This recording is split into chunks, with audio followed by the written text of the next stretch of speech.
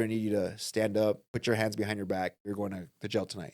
I was like, all right. I'm going to jail for selling a gun. They take me to the station. Next thing you know, they pull out a picture of the gun. Do you recognize this gun? I'm like, no, I don't know what that is. They pull out the text messages. Now, on these text messages, the ones they pull out, it says, I have a job for 6,000. And me saying, okay, cool, bro.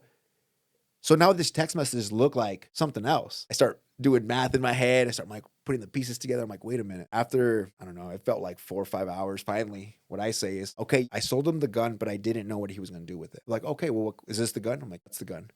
Okay, well, how much did you sell it for? It says right here on these text messages, it's like, no, that's how much I sold it for. Okay, cool. All right, we're going to need you to stand up, put your hands behind your back, and you're going to jail tonight.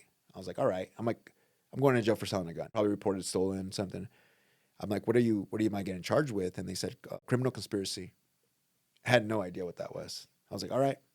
So they, not knowing the degree of what it was, right? They handcuff me and they take me. Now that sentence, I sold him the gun, but I didn't know what he was going to do with it.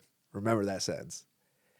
They take me to jail, booked me, mugshot, put me in a holding cell, and then my journey being locked up began. I went to Canyon County, and then I got transferred over to Ada County because the crime took place in Meridian. I go to court, find out how serious it is. They say the life carries, I think it was, the charge carries 5 to life. I get back, and I'm like, oh shit, no, I'm in trouble.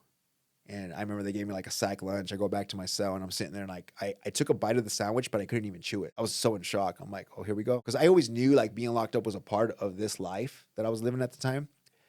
I didn't know it was going to be straight up 5 to life. My bail was $500,000 bail. I was 19 years old. I knew if I went to prison, because they did a 5 plus 10, total 15, 5 fixed. I have to do 5 if I do good programming. 10 indeterminate. Exactly. But I know as a young gang member, if I go out there, I'm going to do 15. Did you have support from your family and girlfriend while you were in there? So I did have support from my girlfriend for the first probably 2-3 months, and then she dipped. My mom came in to visit me, and my sister with my brother, and I just couldn't.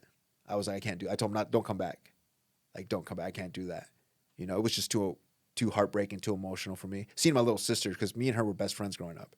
And then seeing her, I'm just like, seeing them, on the other side of that glass, I'm like, I can't do this. So I told him, like, I feel like it's more damaging for me than it is, like, support. So I would call on the phone and have conversations, but I didn't want to see them.